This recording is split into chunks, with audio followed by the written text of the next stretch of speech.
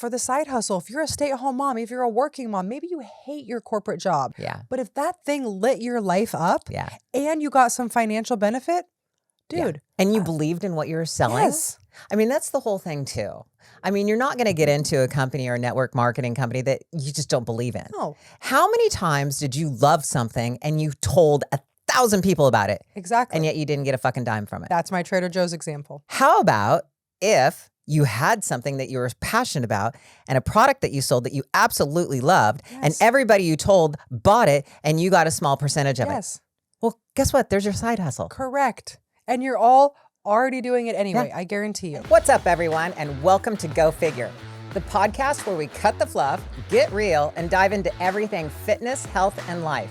I'm Lori Fetrick, former American Gladiator Ice. And I'm Ashley Randall, certified trainer, wellness coach, and your go-to for keeping it real about living your best life. Here on Go Figure, we're busting myths, sharing truths, and having the conversations that make you stop and say, Go Figure. From fitness fads to mindset shifts and everything in between, we're here for the stuff you didn't know you needed to hear. Crushing it, stuck in a rut, or just trying to keep it together, we've been there. So get ready to laugh, learn, and level up. This is Go Figure. Let's do this. Welcome to Go Figure, a new podcast series here on Chillin' with Ice. This podcast is where fitness, wellness, and real talk collide. I'm your host, Lori Fetrick, along with the incredible Ashley Randall. This studio that we're in is my side hustle, but your main hustle. But it is my main hustle. So guess what today's topic is? Side hustles. Ta-da! No, but this is good though. This is really good coming off, we're coming into the new year. Yeah. And side hustles, I mean, I was reading online that literally $100 could change somebody's life on a monthly basis, believe it or not. Insane. I believe that. Yeah. I believe that to everything in my body. We were making a joke before we started about living paycheck to paycheck. And, that it's like, oh, I'm living paycheck to paycheck. And I think two things. One, I made the joke that like living paycheck to paycheck is almost an honor. Like you actually have a paycheck to live to. There's a lot of people that don't even have that. Yes. But living paycheck to paycheck is almost a necessity depending on where you live because everything is so expensive. So to your point, $100 could be a month worth of gas. It could be, groceries. It could be insurance. It could go towards childcare of some sort, daycare or something for their kids. It could truly be life-changing. So I don't doubt that $100 could be awesome. And I kind of laughed about it that my whole life has been nothing but side hustles. That's all we know how to do. But it's true. Literally. That's all I've done. I started out with a 9-to-5 job coming out of high school, going into school a little bit. And then I realized, wow, this is not for me. Okay. I can't do this. I watched my dad do a 9-to-5 graveyard swing shift, all those things. And he was just miserable. And I was like, I'm not going to do this. Yeah. So I turned my entire life into one big side hustle. What was the longest 9-to-5 you ever had? The real estate stuff, right? No, that's not even 9-to-5. Real estate is not 9-to-5.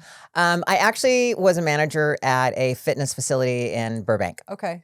They hired me to manage the gym, and I think I was there a little over a year. Oh, wow. Okay. So I know that was a long but time. still, yeah. Yeah. I mean, I would say the same for me. I mean, I've been in the bartending industry. I don't consider that 9-to-5. I've waitressed. I've done all of that. But I think my only real 9-to-5 was working at Wells Fargo. And how long did that last? Probably pretty close to you. I'd say about a year. And how much did you absolutely love clocking in every morning and answering to, why were you 2 minutes late? No, you can't take your break. You can only take your lunch at this time. Yes. And can I leave early because it's dead? No, you cannot. Yeah. Why? Nobody's here. Right. Yeah. No. I mean, yeah, exactly. It's you have to wear this. You have to stand up. Why do I have to stand up? Oh, because you have to this. Oh, why can't? And it's like sometimes, and again, I know it's not always the person's fault who's telling you the rules. It's some other asshole that's up in a corporate office that doesn't even know what they're trying to put down. Yeah. But yeah, it gets daunting. Having However, to ask, when can I go to lunch? Can I take the time off? Is it approved? You're like, you have to wait. I don't even know if I could go back to what that life feels like to wonder like, hey, I want to go on a vacation. I wonder if I could even get approved to take the vacation. See, and that I can't. Like, it's like I literally can't even fathom that. letting someone else. Right. But here, to be honest with you, I mean, let's go to the bigger picture. Okay. There's a part of me that's a little envious that people can do that because a lot of them have had, they'll have their retirement set in place. Pensions are no longer around, but the ones who actually have had pensions that they can retire on. That's a good point. let's go like They got firemen, nice policemen. 401ks. Yes. Yeah, I get Yes. that. And yet we're They still got paid hustling. sick days. Yes. Yeah, that's true. So, I mean, That it's is kind of true. like I chose this life. Right. But at the same time, it was because I couldn't sit at a desk for 9 to Right. 5. But yet it is harder. Yeah. It's more of a challenge. It is. And that's my personality, though. I Yeah. thrive off of adrenaline. I unpredictability. thrive off of the ups and downs to where I get bored off my ass if I have to do something every single day, do the same thing a day in, day out, day in, day out. I just can't live that way. I'm right there with you. So let's go into side hustles and what they are and give some people some suggestions. But now you got me excited because now I'm like, you're right. It's not even a side hustle. Like you said, like I am just one big hustle. Like all my side hustles, which some people I think would find that very nerve wracking, like not stable. Of course. To me, I love it. Yes. To me, I love that if I wanted to make 20 grand in a month, I have the ability to based on the side hustles, or I could make 2,000. Here's the cool thing. You have the intelligence in order to know how to do that. Yeah. Do you realize a lot of people have no idea where to start? True. They're like, what side hustle? What are you even talking about? So on that note, let me give you just a few. Okay. A few. Let it run it down. On a little list here. But before I go there, let's talk about some No, I'm going to do the side hustles first, and then we're going to go into that. She's all over the place. Okay, I am. Sorry about that. But okay, so there's pet sitting, there's doggy daycare, there's dog walking. Yes. There's blogging, there's babysitting, childcare, a personal assistant, a mobile car wash and detailing, local handyman, virtual assistant. Let's see what here. Sell at local markets. So in other words, let's say you have a craft. Yeah. Or something that you make or paint or create or whatever it may be. Something on Etsy or an Amazon store. Like a hobby that turns into a profit. Correct. Okay. I love that. Okay. Like that. Making cookies. They're making, exactly. You could literally make homemade cookies and take them to a farmer's market on a Sunday and sell them. Absolutely. Tutoring. There's self-publishing ebooks, online courses and coaching. Okay. Digital product sales, YouTube channel, and this is getting into the more content creators, like social media creators, influence marketing, creating a podcast that was on here. Not that we're making any money off it yet, but anyway. Don't forget to like and subscribe. I know. Please like and subscribe. Become an e-commerce reseller. Okay. Here's an interesting one. Take online surveys. People actually make money. They do. Doing nothing but online surveys. They do. I've done that a number of times. They do. How much money did you make, Jeff? Probably like $15 per 15 survey. 15 or 50? 15. Yeah. Seriously, I don't even know if I could spend 15 minutes on a survey to make $15. So in California, he got a tank of gas. I mean, he got a gallon of gas. It's like $15, but it depends on how long the survey is. Okay, gotcha. Yeah. I mean, some of the surveys could be 5 minutes. If they take longer, I think the most I've made on a survey is probably about $50. $50. Yeah. Okay. Here is one, and that is selling goods. And I think you touched on it when you said Etsy, and that is selling goods via drop shipping. Yes. Drop shipping is insane. Yes. I know some people that are making an insane amount of money. I'm talking like $1 million a year. And man, you got to learn how to do that shit. What's drop shipping? You're buying, isn't it you're buying another, it's kind of technical. Yeah, it's kind of technical. Just Google it. The short of it for you guys is it could be that, like, let's say, like this hair tie, like, this hair tie came from, China. I bought it on Alibaba, whatever. Now I'm putting something on this hair tie and now it's like drop ship. You don't have to put anything on it. You could just whatever. But now I'm drop shipping this hair tie to salons, to whatever. So you're creating a site, selling this hair tie. And you're not touching the product. Correct. You don't have to literally, you're putting it on there. And when you make a sale, they actually take it from China and send it to the person that you sold it to. Okay, so that's the same thing as the next one, which is print on demand products. Yes. So same thing. I have a store, Shopify, which is Ice T-shirts.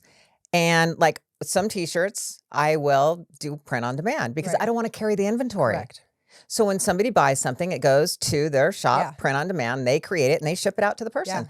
I don't touch it. I don't carry inventory. No. It's beautiful. Now, is there a huge profit? No. Right. And that's the downside of it. But hey, that's why some of these are called side hustles because some of them you can make a huge profit. I think also, I will I'm going to go on a story here. So there's a woman in Texas, and this is literally just coming to me as I'm remembering it. She started decorating porches with pumpkins. Oh, interesting. Fucking pumpkins. Okay. How cute. She's now making $4 million a year decorating porches with pumpkins. It just was a hobby. What? Yes. It was literally a hobby where she put it up. It was like, okay, I'll decorate your porch. She put the pictures up. Instagram and the internet are amazing. It started going viral. Boom. Then it was in her neighborhood. Then it started growing. Then she started hiring a staff. Then it was like, okay, these are the designs that we can make, whatever, choose through these 5 designs. Mm-hmm. So then you're eliminating this like extensive creativity because you can't really replicate her. But if you can replicate that, hey, these are the designs that we make, then anyone. Then I could go there and I could look at the photo and be like, oh, Barbara wants design B. You put the pumpkins or whatever as design B, and you've made the money. And now whoever, we'll say Sally, the one who created this, now she doesn't have to do anything. And that was just a side hustle. That was just her decorating some fucking porches in Texas with pumpkins. And it's like, so for those of you out there that might be thinking like, oh, I don't have a talent or I don't have a skill, you could be a dog walker. You could do something. Maybe you don't make $4 million. Maybe you do. But maybe you make $500 a month. Correct. It's an extra $500 a month. Yes. And it's fun. Yes. As long as you enjoy it, and that's the key too. That is the key. That is the key. Is if you're going to have a side hustle, make it something you actually enjoy. It could be anything from, like you said, a craft. Okay. So my mom is great at rearranging dried flowers. Okay. Flower arrangements. Yeah. She's amazing. And of course, at that time, I'm like, oh my God, it's like, this is where my mind goes right away. I'm like, okay, this is what we're going to do. You're going to create like, let's say 5 or 6 of them. And we're going to do photos. Okay. And then what we're going to do is we're going to put it on a website and then you're just going to sell them. Right. I mean, there were so many different things that I had for her to do. Okay. Oh, I don't want to do that. That's just too much trouble. Well, at the time, that's mom. Right. Mom doesn't. Right. You do have to have an ambition. You do. You have to have an ambition. You have to have a hustle. You have to want to make some extra money. Yes. Because it's not going to come easy. No. You're going to have to put a little effort into it. But that little effort usually comes when you enjoy something. But I think that's a differentiator between, and no offense, between the 9-to-5ers and the people that are good with the side hustle. Because there are people that want the stability of the paycheck. They don't care if there's a ceiling and they can't make any more. They want the comfort that if they have a sick day, they could call in. They want, they need that. They are just in that. And that's fine. We need people like that. We need that part of the world. And then there are the people that are like, hey, I don't care if I'm in a drought for 3 months. I have this vision. I have this passion. I have this goal. I'm going to hustle. Yeah. And then the pumpkins turn into $4 million. Right. So even it's got to have both. Some of the people that I know, I have some friends that are contractors that work for different companies and are contracted out, and they'll actually work 2-3 days a week, and then they're off and they're panicking like, oh my God, I don't have any money coming in because they didn't hire me. Get a side hustle. Correct. Do something. Something. And there is so many things out there that you can actually do. You just kind of have to dive into your own. Everybody used to tell me this, and it used to piss me off. Well, what are you passionate about? I hate that. What are you passionate about? You got to take your passion. You can make it into money. Right. I'm sorry. That's bullshit. Yeah. I'm passionate about a lot of things, but most of my passionate things aren't going to make me money. I'm passionate about working out and eating. Yeah, exactly. How can I make money off of that? Right. So that's hard, but you can figure out something somehow. Totally. If you really, really want it. Yes. And maybe make it just a couple days a week if you're a contractor and you're off a couple days a week, or maybe you work sporadically. You work a full 3 weeks straight and then you're off a week. Right. Well, that 1 week that you're off, instead of panicking that you're not making any money, well then have a side hustle job. Right. I've got a coach that helps me with my nutrition. I mean, just like I help others, but I like to have somebody kind of check in on me, keep me in check. He's a full-time firefighter and he is passionate about this. He likes to do it. He's done bodybuilding. So that's his side hustle. And I'm sure it's not keeping him afloat with his family and his kids. But to your point, if he's at the fire station and he's not having to do anything, not right now, but if he's not having to do anything, then maybe, he's like, hey, if I'm already here sitting at the firehouse, why not make some programs? Why not check in on my clients? He clearly loves it. Maybe that love couldn't be enough financially for him to leave firefighting, but it might give him enough for a vacation. There's one thing that I didn't put on here. Okay, let's go into like the real estate stuff, because when you said firefighter, it reminded me right away of a friend that I have in Florida. she's a captain, she's a firefighter, and she just went and got a real estate license probably like 5 years ago. Awesome. And she's killing it in real estate. Yeah. The girl is double dipping and making a fortune. And So every smart. time I find, what are you doing? On vacation. Yeah. Well, shit, no shit, you're on vacation. You have so much money coming in. But she made that little side hustle of getting her real estate license into making bank. Right. Now, I love that. What I love getting into is let's talk about some other things that you can get into, which is also another side hustle. But now we're going to go into a little bit of network marketing. Okay. And we're going to go into the old school. So Love me some network marketing. for people who don't understand network marketing, I'm going to give you a couple companies that maybe you can relate to that you'll understand what I'm talking about. First of all, Avon. Avon is a cosmetic line. That's one of the oldest network marketing. Mary Kay. Yep. Another makeup, another huge old one. Amway is still thriving today. Know, which is crazy. It's really crazy. Isn't that nuts? And then there's Tupperware, and then the other one is Herbalife. Okay. Nutrition. I mean, these are the network marketing that a lot of people have probably heard of. Yeah. Now, I'm going to let you describe what network marketing is for people who don't know what it is, because I was actually speaking with one of my Patreon guys, and he's like, right. I don't even know what's network marketing. Yeah. And I'm like, well, I'll tell you what it's not. Hold on. Yeah. It's not a pyramid scheme because those are illegal. So if you're a person out there that thinks, network marketing is a pyramid scheme, it's okay. not. Well, network marketing is also called MLM, which is multi-level marketing. It's the same exact thing, but no, it's not a pyramid scheme. Right.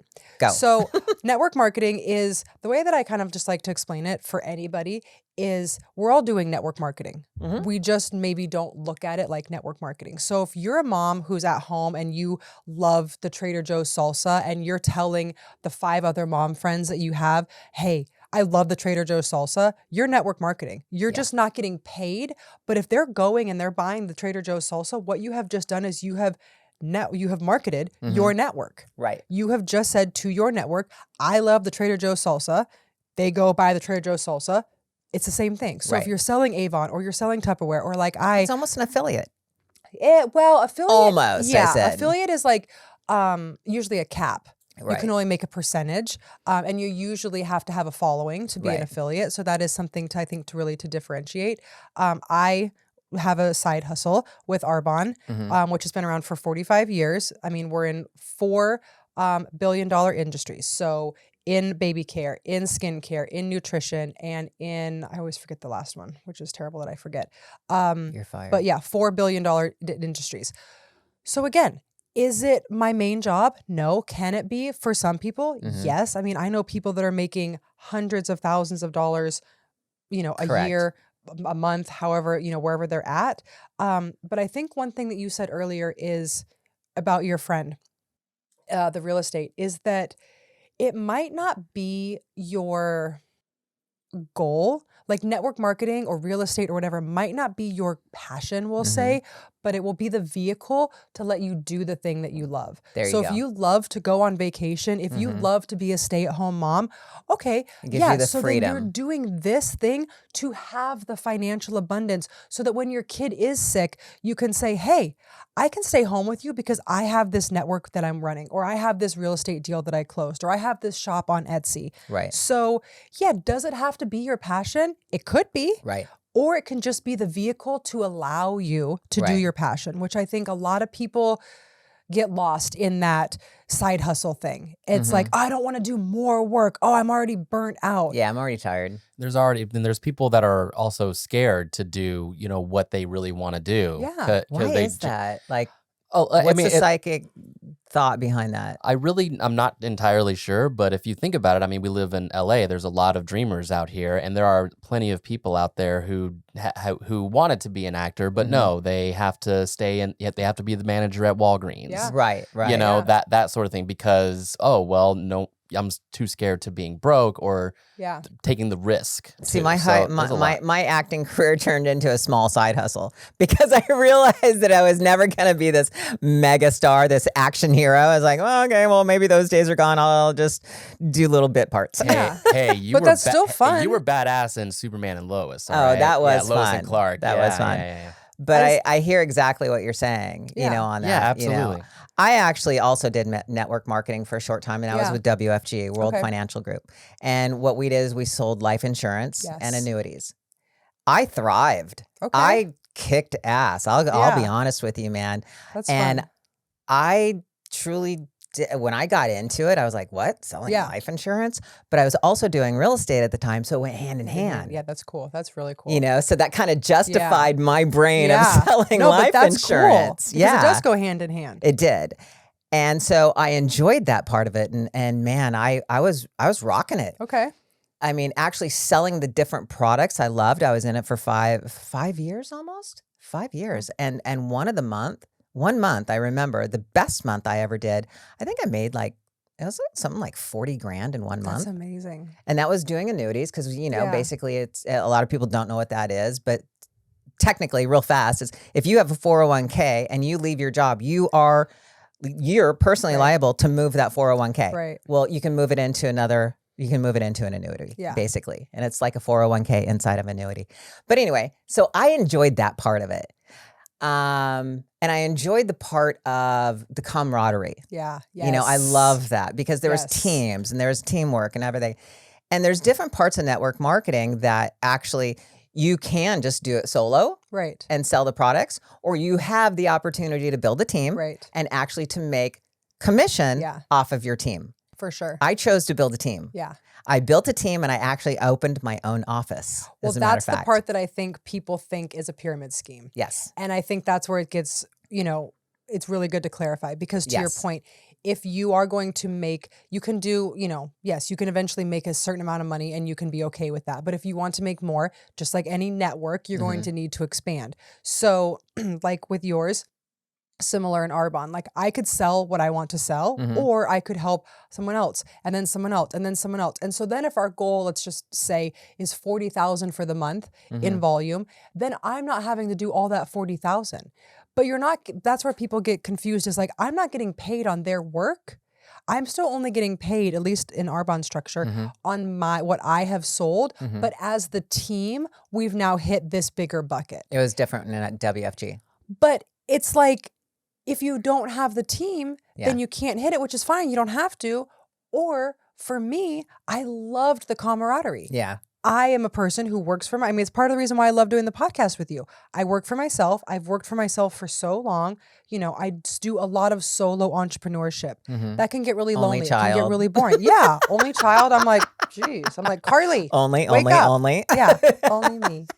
But that can get really boring. Yeah. Or when you do really good and you have a great month and no one's there to celebrate, you're like, okay, good job, girl. Yeah, like, exactly. You hit your bonus. So to be in a team where other people are like excited, they're celebrating cheering you on. Yeah. Or when you're struggling, or you're you like, get to cheer other people on. Yes.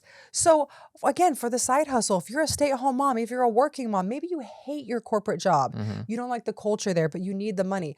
What if you had this side hustle? Again, whether it be Etsy, whatever, maybe it's dog walking, whatever. Yeah. But if that thing lit your life up and you got some financial benefit, dude. And you believed in what you were selling. Yes. I mean, that's the whole thing too. I mean, you're not going to get into a company or a network marketing company that you just don't believe in. No. But half the things, think about this. How many times did you love something and you told 1,000 people about it? Exactly. And yet you didn't get a fucking dime from it? Exactly. Okay. That's my Trader Joe's example. How about if you had something that you were passionate about and a product that you sold that you absolutely loved, and everybody you told bought it and you got a small percentage of it? Well, guess what? There's your side hustle. Correct. And you're all already doing it anyway. I guarantee you. And then all of a sudden, you all decide to become a team. Right. And then whoever, is the leader of that team, whoever decided to go, hey, let's rally everyone, The only thing that I personally from WFG, and I'm going to tell you my personal experience from WFG that I did not care for too well, is they really, really pushed and incentivized. Is that the right word? Incentivized? Yeah, incentivized. You building a team. Okay. That was hard for me because they had contests constantly. Who recruited who? How many did you recruit this week? And it became a competition. Yeah. And then if you sucked at recruiting, well, then they looked down on you. Right. Because I didn't like that part of it at all. Now, most people, by the way, out there have heard of Ed Mylett. Ed Mylett is a huge motivational speaker, but he is huge #1 guy in WFG. He's huge in the network marketing. I think he owns WFG almost by now. Okay. And that's where he started. And he tells stories about he had this little beater Pontiac Yep. Toyota. Yep. Do you remember? Do you know this story? Oh, I've seen him speak live like it just many blows times. my Yes. mind how many Yeah. people and how many times that story has regenerated. And he put like, you know, I don't know what he did, but he duct made it taped look on. like a Mercedes Yes. of some sort. Yes. You know, that he looked like he was someone. Right. He was recruiting people in gas stations. Okay, I can't do that. Right. I can't just walk up to somebody and go, "Hey, how you doing today? Right. You want to make some more money?"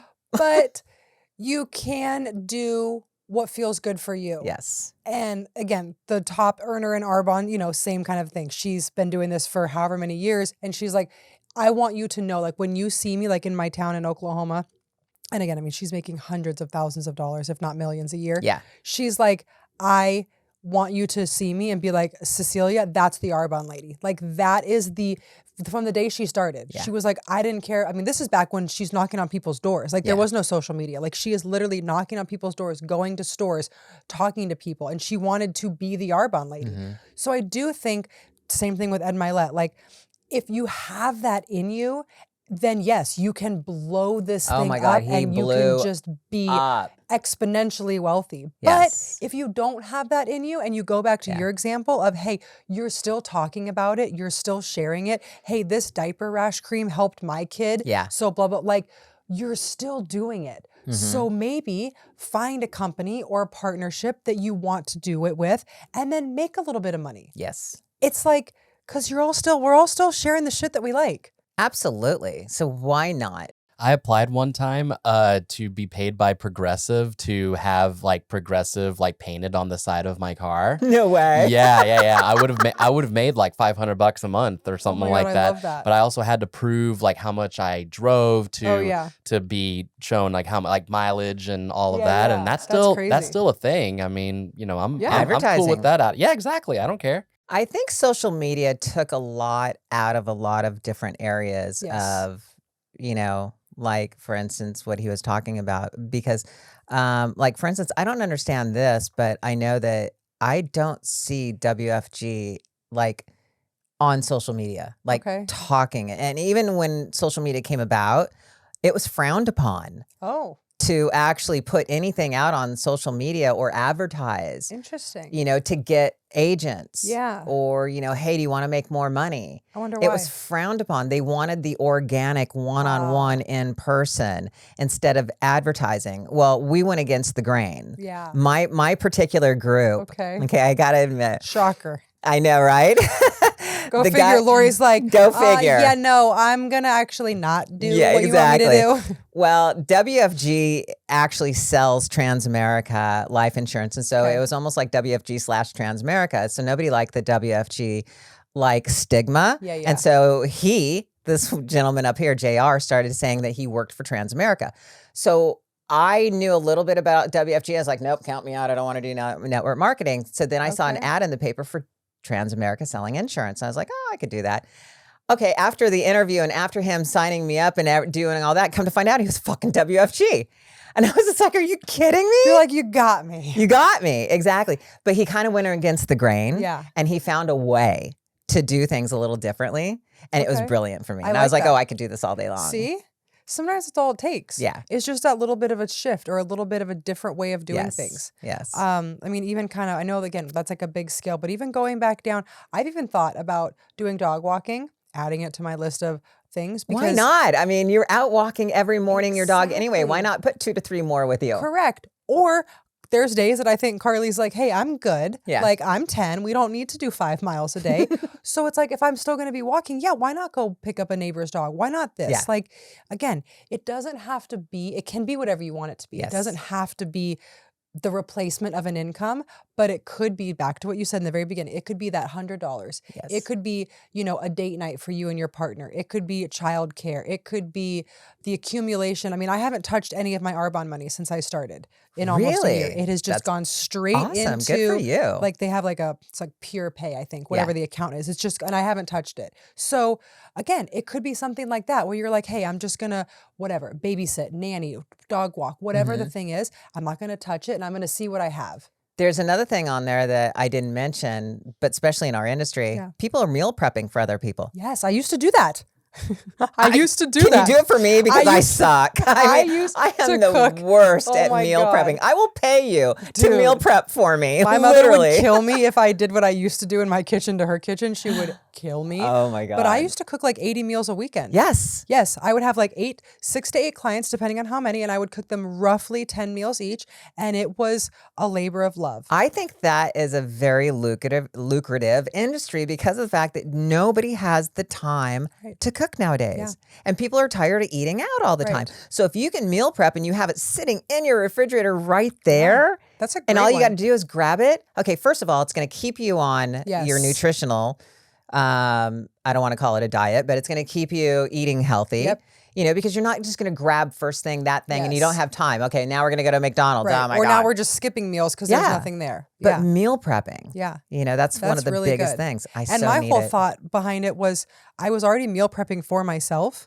So my whole thought was like, again, kind of the dog walking thing. I'm like, well, if I'm already going to go to Costco, if I'm already cooking, even if it's only 8 meals, okay, my kitchen's still getting messy for the 8 meals. So why not make some money and make, 50 more meals? Yes. Like it's a longer amount of time, but I'm still doing it. I still have to clean the kitchen. I still have to do the dishes. So yeah, I mean, that's a great one. We live in a day and age world right now to where it is so expensive for everything that I think everybody has to have some type of side hustle, going on. I mean, if you... Very true. Very true. Yeah, Jeff's I delivery drive for a weed dispensary from time to time. Oh my God, that's the other thing. I forgot about that. Oh yeah, delivery Uber driving. Oh gosh. Delivery driving. So much. I mean, the list goes on. Yeah. I deliver weed. What can I say? Whenever do I'm you not still having do that? Yeah. There's I did that for a moment. Yeah, there's 3 different shops that call me on an on-call kind of Jeff, basis. I did that for a moment until one of the girls had a gun put in her face going, give me all your stash. And then I was like, okay I'm out. See, we don't do that. I'm done. I don't need that. That's why you don't deliver to like shady areas. That's why you don't go to Skid Row. This was in Santa Monica, by the way. Oh, whoa. Oh, yeah. But the thing of it was is she had too much on her. The delivery was too big of, it was something like $500 and she went out alone. Well, did the car have something on it saying blah, blah, blah dispensary? Oh, wow. Yeah, that's sketch. crazy. That is sketch. Yeah. So I'm not saying that happens to everybody, but I'm just saying that's still, but I actually, I did okay. I made some good money tip-wise. And same with Amazon delivery driver, especially around Christmas. Like that's probably huge. Yeah. So side hustles. I mean, it's very expensive to live nowadays. I think the biggest thing, or maybe not the biggest, but I think a takeaway is like the pumpkin example that I gave you. This woman was, again, she probably started just doing her own porch. And then maybe a neighbor, I don't know how the full thing originated, but like maybe a neighbor was like, oh, hey, could you do mine? And then all it takes is that neighbor to be like, oh my gosh, your thing is so cute. And then this. Another example, is I kind of in this story that we were discussing is a gardener that was asked by the guy he does the gardening for if he could put up his Christmas lights. Hey, can you put my Christmas lights up? Yeah. So the gardener put up the Christmas lights. Well, while he was putting them up, the neighbor literally came over and said, hey, can you put my Christmas lights up after this?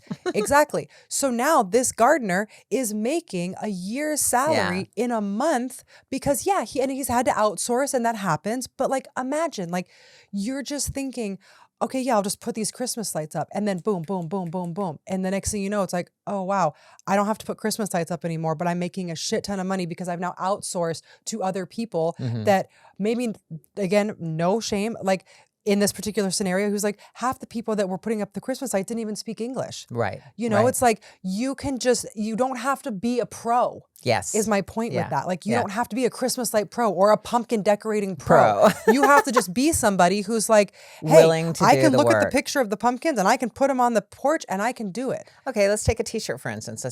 People who have a great idea for a t-shirt. So easy. Go to Printful. Yes. Actually, printful.com is a print on demand, or you just Google print on demand. Yep. And you could put anything you want on a t-shirt, sell it. It's so funny you say that. It's so easy. That is literally, it's so funny you say that because that is exactly how I got this sweatshirt. It's like smiley face, like flipping off, which is very me. But I saw a girl on Instagram and I was like, wait, where did you get that? And she's like, oh, I just like sometimes make them. Yes. And I was like, oh, you make these? And she's like, yeah. She's like, here's my Venmo. Like if you just did it, I'll print it and mail it to you. And I was like, Cool. She might make $5 or $10 off of it. I don't know, but like it's still cool. What were you gonna say, Jeff? No, that reminds me of that scene from Forrest Gump when he's running, and then this guy comes up with a yellow shirt. Like nobody likes that color anyway, so he wipes his face over it, and basically it's a smiley face. And Exactly. and Forrest Gump is like, yeah, he came up with a really good T-shirt idea. Yeah. He made quite a bit of money off that. Yeah. I mean, I did. I actually thought I came up with some pretty cool shirts on my, on my Shopify store. Yeah. And they're like, yeah, you're right. I think I make like maybe $10 a shirt, but over time, that starts to accumulate. Exactly. Is what happens. Yeah, the first year for anything, especially as somebody who has a podcast studio, the first year of having your own podcast studio is definitely, or anything really, is the worst. Well, it's very difficult, but you keep going but you at it. gotta keep You going. gotta keep going at it, and you learn and you grow and you evolve. And so whatever your side project is, and then some people fall into a pot of gold. Let's be real. Some people have a side hustle. They just, for some reason, I don't know what, but they just nail it and they go boom, and they're making the pumpkin lady $5,000 a month and more. Yeah, I mean, and that's where social media can be really helpful, like TikTok and stuff like that, like the TikTok shop and all that. Fun and I think you can have different routes. I mean, again, I don't know if Pumpkin Lady wanted to get that big or if she just started it and it just started making money. But she's now all booked all the way out a year in advance. Yeah. So you can't even get, you know what I mean? So it's like Jeff said, maybe you just started because it was fun. Or maybe you were like the Ed Milet's where you were like, I'm going to make this my success. I don't care what I have to do. But I think regardless, if you have that entrepreneurial itch, if you need the comfort still of a 9-to-5, but you do have this other little fire burning inside of you, do both. Now, I will say this. Check this out. I know we could go on and on and on, but like, for instance, the lady I go to get my eyelashes done. Okay. She charges me like $120. Okay. Really? These eyelashes cost her maybe $10. Those be making you money. I know, but it costs her like $10 to get the eyelashes. It takes me maybe an hour and a half to 2 hours to get them done. That's her money in her pocket because I'm in her own home. Right. She created a small room to do eyelashes for people. And it's in her own home, just like you, Jeff, here at the podcast studio. Right. Yeah. It doesn't look like a house, though. Yeah. No, that is genius. I've got friends that do training like that. They've converted their garage. And yes, it's going to be expensive to buy the equipment in the first year. You invest in yourself, though. Oh, absolutely. Right, you now own this gym equipment or you own the nail salon stuff that you're doing in the side. Like you have like the eyelash, all of it. Like there is I think something really special about having a side hustle that can either be extremely lucrative or just filling that kind of creative freedom side of you. Right. And I mean, listen, like we said in the beginning, I am just one big side hustle. All right. So this is what I want to know. And I'm going to ask all the listeners, do me a favor. In the comments, write down what your side hustle is. And if you want a side hustle, write down what you want that to be as well. So I want to hear in the comments. That'll be fun. From everyone what you would like your side hustle to be if you don't have one or what it is. And are you killing it or is it just for fun? Yeah. That would be fun. Really cool that'll be really fun to see. Yeah, and we'll talk about it on the podcast too. Yeah. We can see like what the most popular side hustle is. I would be very curious. I'd be very curious what the most popular side hustle is. I would be. So that you have to let us know, guys, for sure. And then just hustle your little hearts out. Hustle. Yeah. I think that's it for today. Okay. We're good. Fun talk about side hustles. I love that. I do. Until next time. Peace out, guys.